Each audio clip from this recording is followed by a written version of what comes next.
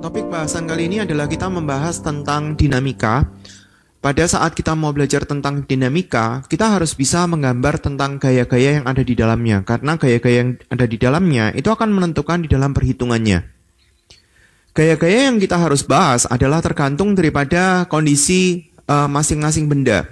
Tetapi pada saat setiap benda berada dalam posisi tertentu, posisi apapun dia, pasti dia mempunyai massa. Jadi kalau misalkan dia itu mempunyai massa, maka yang harus digambar itu adalah gaya berat. Dan gaya berat itu arahnya selalu menuju ke pusat bumi. Kalau misalkan kita punya gambar seperti ini, sebelum kita menggambar tentang gaya, yang kita harus gambar adalah tentang salib sumbunya dia. Jadi kalau misalkan kita punya benda seperti ini, di atas permukaan tertentu, salib sumbu kita harus gambar di pusat massa daripada benda. Kalau misalkan kita punya benda seperti ini, pusat massanya itu adalah mungkin lebih gampangnya adalah perpotongan daripada diagonal untuk benda tersebut. Dan kita tuliskan di sini, pusat massa nggak selalu di tengah ya. Kalau bendanya itu homogen ya. Kalau misalkan bendanya nggak homogen, misalkan kita punya benda seperti ini, terus katakanlah di sini itu isinya ini padat, sementara di sini itu kosong, maka posisi titik berat benda mungkin akan lebih cenderung ke bukan di tengah-tengah persis. Kalau misalkan kita gambar seperti ini, bukan dia di tengah-tengah persis, tetapi dia lebih cenderung agak ke kanan. Dan biasanya kalau misalkan dia kasih tahu lokasi titik beratnya dia ada di mana, pusat massa benda, dia ditulis dalam huruf Z biasanya. Di sini kita bisa gambarkan gaya beratnya dia. Kalau untuk benda yang homogen, benda yang serba sama, posisi titik beratnya dia itu persis di perpotongan daripada diagonalnya dia. Karena kita nggak ada asumsi apapun untuk soal-soal yang gambar gaya kali ini, berarti kita selalu asumsikan dia itu di tengah-tengah daripada benda atau perpotongan daripada diagonal. Nah, yang kita perlu gambarkan dulu itu adalah salib sumbunya daripada pergerakan benda. Jadi kalau misalkan posisinya kayak gini, berarti benda ini akan bergerak menurut garis horizontal ini. Nggak mungkin dia tiba-tiba kalau misalkan kita punya benda yang seperti ini tanpa gaya apapun dia bergerak menurut arah seperti titik-titik itu. Nggak mungkin.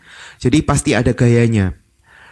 Di sini kita harus gambar salib sumbu itu untuk arah horizontal maupun vertikal. Tergantung daripada bendanya itu bagaimana. Kalau kita punya bendanya itu miring seperti ini, berarti kita harus gambar pusat massanya kan ada di sini. Berarti salib sumbunya dia untuk salib sumbu horizontal itu seperti ini. Kemudian salib sumbu vertikalnya itu seperti ini. Jadi dia siku-siku ya. Ini digambar pakai penggaris yang bagus. Kalau kita punya benda seperti ini, arahnya seperti contoh 1, arah daripada gaya berat itu selalu menuju ke pusat bumi. Jadi arahnya ke bawah. Ini bukan miring ke arah sono, tetapi arahnya ke sini. Benar-benar arahnya menuju ke pusat. Jadi kayak misalkan kita bayangin ini ada bumi, benda yang di sini W-nya arahnya ke bawah, ke pusat bumi. Kalau misalkan kita punya W, ini bumi ya. Jangan bayangin seperti karet atau apa.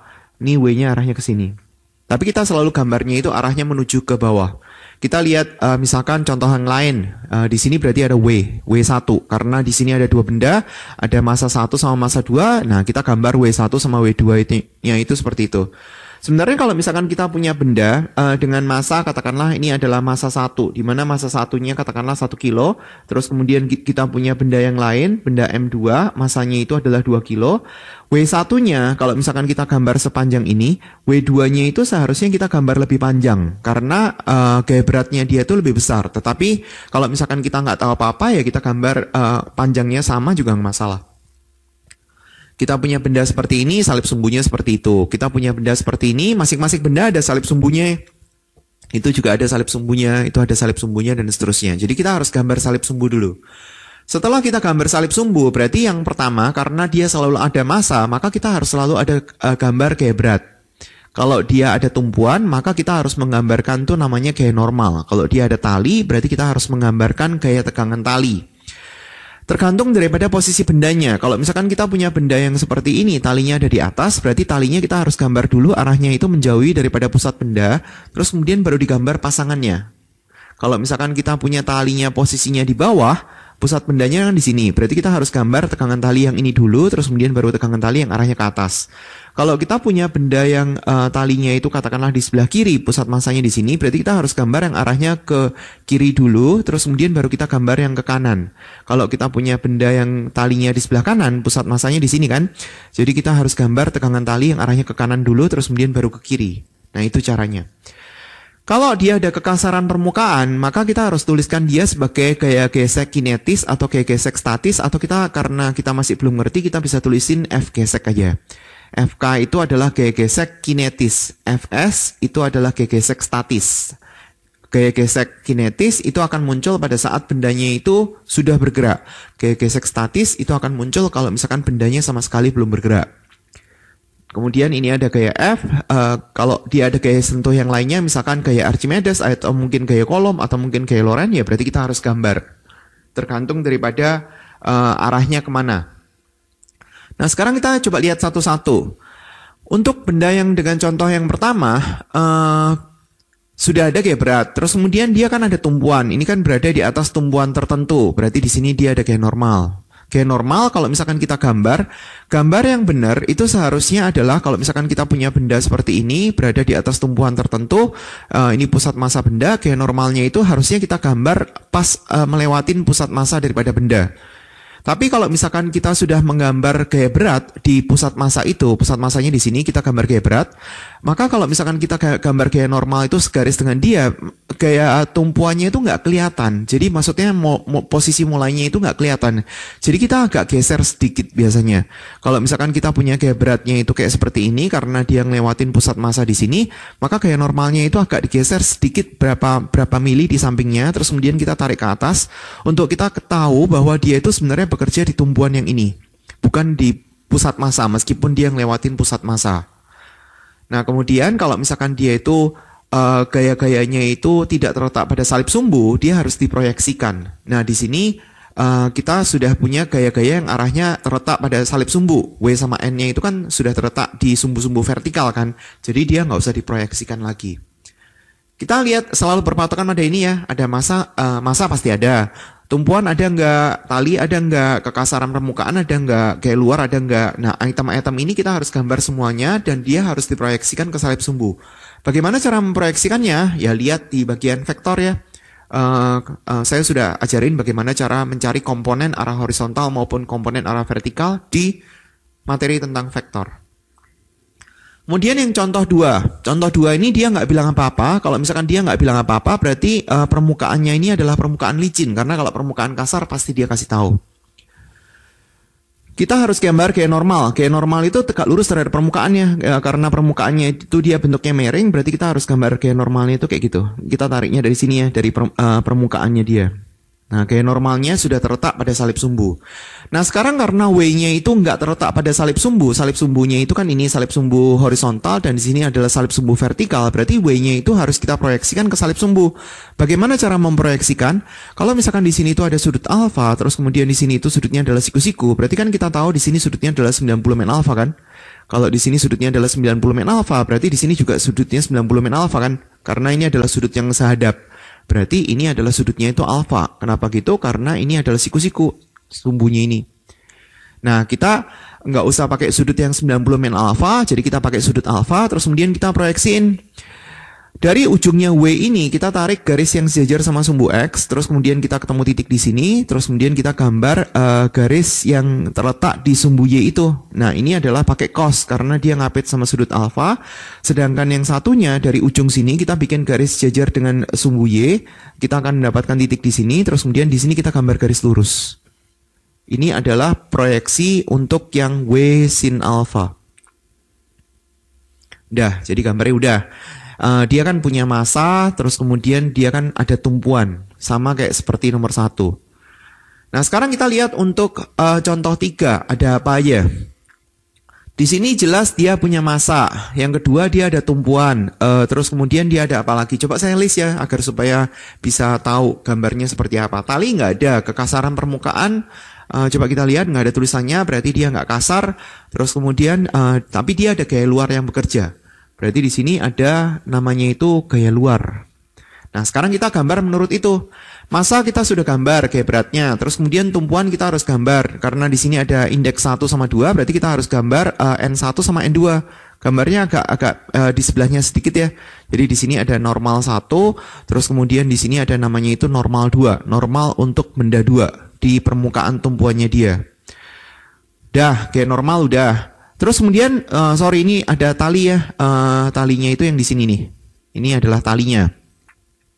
Tali seperti yang tadi saya udah bilang, kalau misalkan dia ada talinya di atasnya dia, maka kita harus gambar ini dulu. Kalau dia talinya di bawah, berarti kita harus gambar ini dulu. Kalau dia talinya di sebelah kiri, berarti kita harus gambar ini dulu. Kalau talinya di sebelah kanan, kita harus gambar ini dulu. Karena kita harus gambar duluan yang menjauhi pusat massa benda. Nah di sini kalau misalkan kita gambar untuk dari sudut pandang M1, maka talinya kita harus gambar kayak gini. Arah panahnya ke kanan dulu, terus kemudian ke kiri. Ini sebenarnya bekerja pada benda yang berbeda. T yang ini, T yang arahnya ke kanan ini bekerja pada benda 1 sebenarnya. Terus kemudian T yang satunya itu bekerja pada benda 2. Jadi untuk yang benda 2 kita nggak usah gambar lagi. Kemudian dia ada tumpuan udah, gaya tali udah. Terus kemudian ada gaya luar yang bekerja. Nah gaya luarnya ini kan nggak terletak pada salib sumbu kan. Berarti kita harus proyeksikan dia.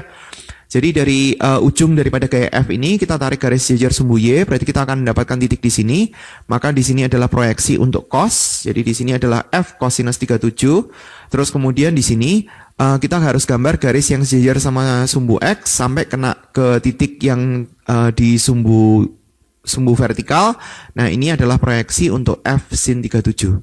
Kita nggak boleh gambar sembarangan ya. Maksudnya kalau misalkan kita punya gaya yang kayak seperti ini, katakanlah saya punya F ini sudutnya kemudian 37, kita nggak boleh gambar seenak kita misalkan sepanjang itu. Karena panjang daripada vektor ini itu mewakili besarnya dia. Semakin panjang dia, berarti artinya nilai vektornya semakin besar. Kita nggak boleh gambar seperti ini ya, F sin 37. Karena dia memang nggak sama, nggak bener nih. Jadi harus dibikin garis yang sejajar dengan salib sumbunya dia. Kemudian untuk contoh berikutnya, ada gaya apa ya? Pertama dia punya massa, karena itu ada karena dia ada benda. Terus kemudian dia ada tumpuan juga, karena dia berada di atas permukaan tertentu. Terus kemudian ada gaya gesek, karena dia ada kekasaran tertentu. Tali nggak ada, terus kemudian ada gaya luar. Nah kemudian kita gambar satu-satu. Gaya yang dia itu pangkalnya nggak terletak pada pusat massa, berarti kita ganti. Gaya 100 Newtonnya itu kita harus pindahkan dengan pangkalnya itu diletakkan di pusat massa benda. Jadi kita gambar 100 Newton ini kita pindahkan agar supaya pangkalnya itu terletak di pusat massa benda. Terus kemudian gaya ini kita hilangkan. Itu sudah nggak ada karena kita sudah pindahin kan. Jadi ini nggak perlu lagi. Jadi dihapus saja sebenarnya. Atau saya hapus saja. Oh, nggak bisa dihapus. Jadi saya biarin aja. Karena hilang semua, nggak bisa, karena dia sudah jadi satu kesatuan. Jadi 100 Newton ini saya coret aja, saya coret seperti ini, dia nggak perlu kita gambar. Terus kemudian kita harus gambar gaya berat, karena dia di sini kan punya massa, karena dia bendanya itu nggak dibedakan atas M1 sama M2, ya berarti kita tuliskan W aja nggak masalah. Ini sudutnya 37, berarti sama kayak seperti tadi yang sudah dikasih tahu, sudut alfanya ada di mana, itu 37-nya di sini ya. Terus kemudian kita tarik garis jajar sama sumbu Y, berarti di sini kita punya namanya itu W cosinus 37, terus kemudian di sini kita punya namanya itu W sin 37. Ini adalah proyeksi daripada gaya berat. Terus kemudian ada apa lagi? Ada tumpuan, berarti kita harus gambar gaya normal. Di sini ada gaya normalnya, agak geser sedikit ya. Terus kemudian dia terletak pada sumbu Y, tumpuannya udah beres. Terus kemudian kita cari tahu dulu daripada gaya luar. Di sini kita harus ngitung nilainya berapa supaya kita bisa tahu siapa yang lebih besar. Jadi kita hitung dulu ini komponen gaya yang arahnya ke bawah. W sin 37 itu kalau kita hitung berarti adalah massa kali gravitasi dikali sama sin 37. Terus kemudian kalau misalkan kita hitung massanya itu tahu, gravitasinya 10, sin 37 itu nilainya adalah 3/5. Dan kalau misalkan kita hitung berarti kita akan mendapatkan nilainya 12 Newton. Nah sekarang kita harus mencari komponen yang arahnya ke atas. Ini arahnya, kemungkinan geraknya itu kalau ada pun arahnya ke atas kan. Jadi di sini 100 Newtonnya itu karena dia nggak terletak pada salib sumbu, kita harus proyeksikan dia.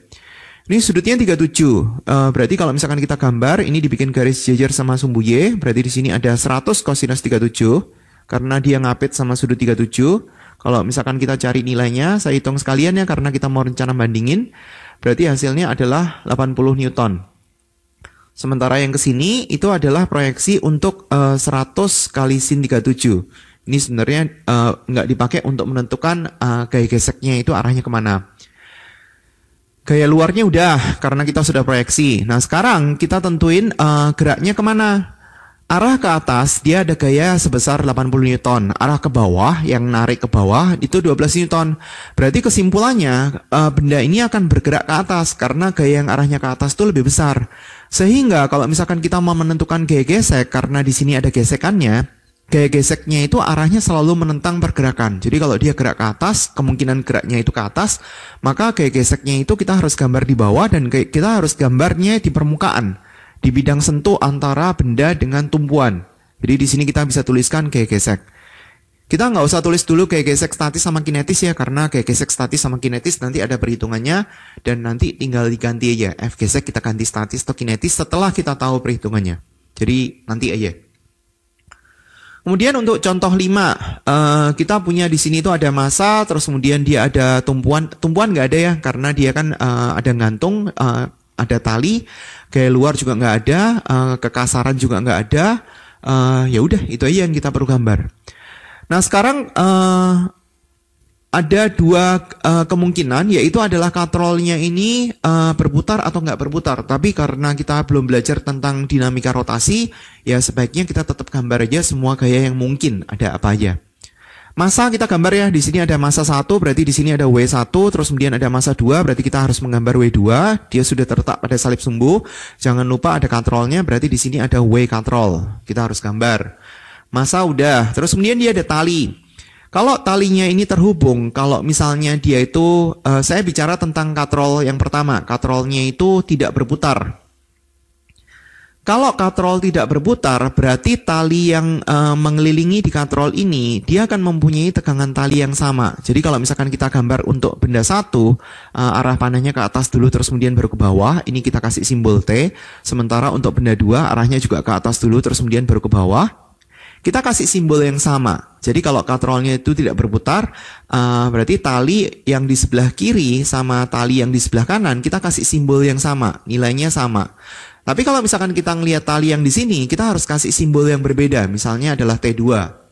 Karena di sini talinya nggak nyambung sama sekali, putus kan. Tali yang ini memang dia tuh mengelilingi ke katrol. Jadi ini adalah tali yang sama, sementara tali yang arahnya menuju ke dinding bagian atas ini, talinya nggak sama. Jadi kita harus kasih notasi yang berbeda. Kalau misalkan di sini kita harus tulisin T1 dan T1.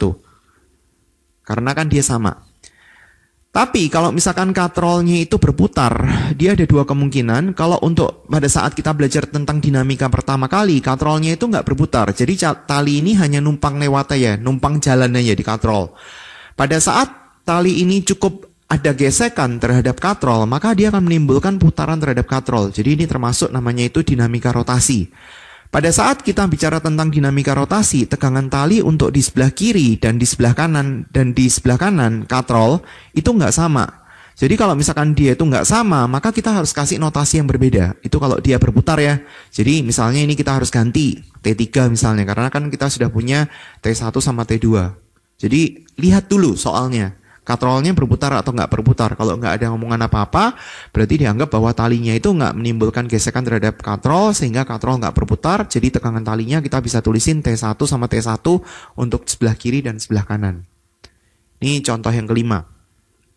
Kemudian contoh yang keenam, kita uraikan dulu ada apa aja. Ada massa, terus kemudian ada tumpuan. Tapi tumpuannya hanya untuk yang benda M1 ya.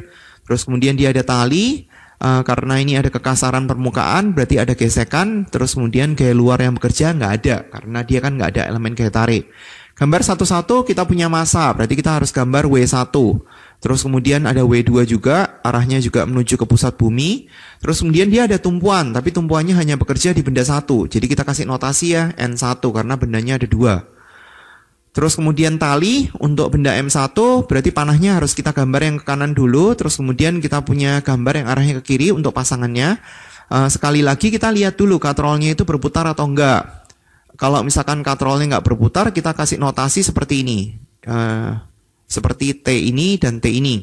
Jadi dia nggak usah dikasih notasi yang berbeda. Tapi kalau misalkan katrolnya berputar, misalnya ini kita tulis katrolnya itu berputar, maka kita harus tulisin di sini itu dikasih notasi yang berbeda. Misalkan T1 sama T2. Lihat soalnya dulu ya, katrolnya berputar atau nggak berputar. Tali udah. Terus kemudian tentang gesekan. Jadi kita harus lihat arah kemungkinan arah gerakan. Kalau kita lihat benda M1 seperti ini, berarti kan komponen gayanya itu hanya ada komponen yang arahnya ke kanan kan. Terus kemudian kalau kita lihat untuk benda M2, komponen gayanya kan ada yang ke kanan, ada yang ke bawah dan ke atas. Yang kita ngikutin arah geraknya dia. Ini saya tulis tentang namanya itu kemungkinan gerakan. Kalau kita ngelihat benda M2 susah karena kita kan nggak tahu berapa besarnya T1 dan berapa besarnya W2. Tapi kalau misalkan kita ngelihat benda yang M1, kita akan dengan mudah karena dia itu ada komponen gaya yang arahnya ke kanan dan nggak ada komponen gaya yang arahnya ke kiri. Kalau gerakannya itu pasti arahnya ke kanan.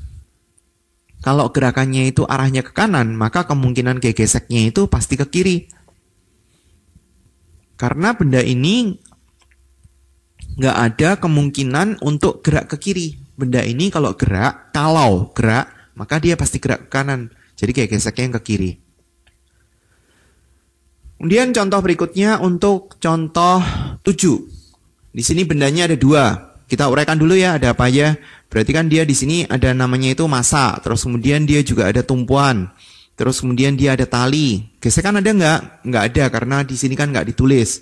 Terus kemudian gaya luar ada nggak? Nggak ada. Coba kita lihat dari pertama ya, ada apa aja yang kurang.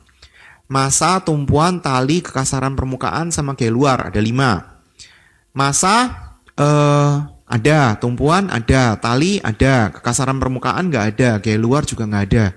Berarti itemnya cuma 3 ini aja. Nah sekarang kita gambar massa dulu. Di sini kita punya W1 karena di sini ada benda 1 dan benda 2. Di sini ada W2. Gambar lebih panjang boleh. Harusnya nggak lebih panjang ya karena M1-nya 3 kilo, M2 2 kilo. Ya sudah saya gambar panjang aja supaya kelihatan. Di sini ada sudut 37.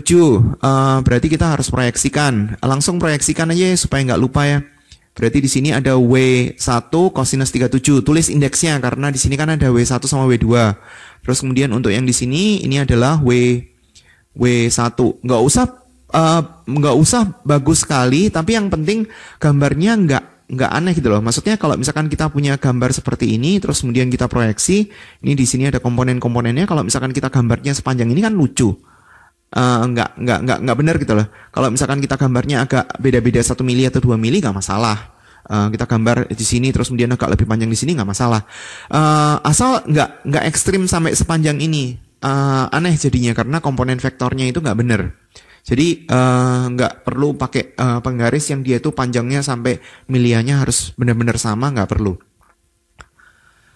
Kemudian W2-nya kan perlu diproyeksi. Ini kan sudutnya 53. Berarti di sini kita punya sudut 53. Terus kemudian kita tinggal bikin garis jajar sumbu masing-masing sumbu. Dari sini kita bikin garis jajar sama sumbu vertikal. Kemudian di sini kita punya sudut di sini 53-nya itu 53-nya di situ, berarti di sini adalah W2 sin 53. Terus kemudian yang di sini kita bikin garis jajar sama sumbu yang satunya, ini adalah W2 kosinus 53. Masanya udah. Terus kemudian kita gambar tumpuan. Berarti di sini ada normal 1 karena dia adalah benda 1, ini normal 1, terus kemudian di sini kita harus gambar normal 2. Tumpuan udah, terus kemudian talinya kalau katrolnya itu nggak bergerak, berarti gambarnya ini notasinya sama. Ini T. Terus kemudian di sini ada W katrol. Sebenarnya kalau misalkan katrolnya nggak bergerak, kita nggak perlu gambar W katrol karena nggak perlu dalam perhitungannya. Itu dengan asumsi katrolnya nggak bergerak ya. Kalau katrolnya bergerak, berarti simbol untuk T ini dan T ini harus dibedakan karena tegangan talinya berbeda. Tali udah. Untuk soal yang nomor 7 ini, dia sebenarnya nggak ada ngomong tentang licin atau kasar, karena di sini nggak ada soalnya, nggak ditulis. Kalau dia kasar, dia akan ditulis. Tapi kalau misalkan soalnya saya tambahin, untuk contoh 7 ini sebenarnya kerjaannya udah selesai. Kalau misalkan di sini itu soalnya saya tambahin, permukaannya itu adalah kasar, maka kita akan ada kerjaan tambahan, yaitu adalah kita harus nyari arah geraknya kemana. Kalau kita mau menentukan arah gerak, berarti kita harus nyari tahu komponen-komponen gaya tarik yang menuju ke arah gerak itu. Jadi kalau misalkan kita melihat arah gerak yang berdasarkan benda M2, berarti komponen gaya yang bisa menyebabkan gerakan itu adalah yang ini. W2 sin 53. Jadi kalau misalkan kita hitung W2 itu massa kali gravitasi kali sin 53. Kalau misalkan kita hitung nilainya berapa, M2-nya itu 2, gravitasinya itu 10, sin 53-nya itu adalah 4/5. Kalau misalkan kita hitung, berarti nilainya adalah 16 Newton. Nah, sedangkan kalau untuk yang komponen yang arahnya berlawanan, yaitu adalah yang narik M1 ke bawah, yaitu adalah W1 sin 37. Kalau misalkan kita hitung, berarti M1 kali gravitasi dikali sama sin 37. M1-nya itu nilainya 3, gravitasinya 10, sin 37 itu adalah 3/5. Kalau misalkan kita cari, nilainya adalah 18 Newton. 18 Newton ini itu lebih besar daripada 16 Newton. Jadi kalau misalkan ada kemungkinan bergerak, kemungkinan geraknya itu ngikutin arah M1. Sehingga kalau misalkan kita diminta untuk menggambar gaya gesek untuk benda 1 dan benda 2, kalau permukaannya itu adalah kasar, gaya gesek yang M1 itu arahnya ke atas. F gesek 1, sementara untuk benda 2, kita gambarnya di sini. Ini namanya adalah F gesek 2. Itu kalau dia kasar ya, kalau misalkan dia nggak dibilang, berarti dia dianggap licin, maka itu adalah nggak perlu gaya gesek. Kemudian untuk contoh 8, kita urai dulu ada siapa ya, dia ada massa, terus kemudian ada tumpuan untuk ketiganya, terus kemudian ada tali, terus kemudian ada gaya luar, ada apa lagi? Saya tambahkan di sini permukaannya kasar ya. Ada gaya luar, terus kemudian juga ada gaya gesek, jadi dia cukup lengkap. Pertama kita gambar massa. Jadi di sini kita punya W1. Arahnya menuju ke pusat bumi. Ini di sini kita punya W2, terus kemudian kita punya W3. Mau digambar lebih panjang juga nggak masalah kalau dia nggak ngasih tahu angkanya. Kemudian tumpuan. Massa udah selesai, terus kemudian kita gambar tumpuan. Tumpuan untuk benda 1 berarti kita harus tuliskan N1. Kalau benda A berarti harus ditulisin NA ya. Ini tumpuan untuk benda 2, terus kemudian yang di sini adalah tumpuan untuk benda 3. N3, tumpuannya udah selesai. Terus kemudian tali. Talinya di sini ada antara M1 M2, berarti kita harus gambar ini dan ini karena talinya ini adalah tali yang berbeda dengan tali antara M2 M3, berarti kita harus kasih notasi yang berbeda karena talinya kan putus. Tali yang di ini antara M1 M2 dengan tali yang antara M2 M3 itu nggak sama, jadi kita harus kasih notasi yang berbeda. Tali udah. Terus kemudian gaya luar ada F1 sama F2. F1-nya sudah terletak pada salib sumbu, nggak usah diproyeksi. F2-nya itu nggak terletak pada salib sumbu, berarti kita harus proyeksi. Di sini proyeksinya adalah pakai cos, karena dia ngapit sama sudut alfa. Berarti kita bisa tulis F2 cosinus alfa. Terus kemudian yang di sini kita punya F2 sin alfa. 2 sin alfa. Gaya luar udah, terus kemudian ada gaya gesek. Nah, di sini ada info, yaitu bahwa F1 itu jauh lebih besar daripada F2. Kalau F1 itu jauh lebih besar daripada F2, kemungkinan arah gerak itu ke kiri. Kalau kemungkinan arah gerak ke kiri, berarti benda M1 ke kiri, sehingga gaya gesek yang bekerja di benda M1 itu arahnya ke kanan. Ini kita tulis F gesek 1. Demikian juga benda M2 juga pasti gerak ke kiri kan. Ini adalah F gesek 2. Terus kemudian benda M3 arahnya juga ke kiri, berarti kita bisa tuliskan F gesek 3 arahnya ke kanan. Seperti itu. Itu semua adalah penjelasan untuk kita bisa menggambar gaya. Semoga ada manfaatnya. Terima kasih atas perhatiannya. Sampai jumpa di video pengajaran yang lain.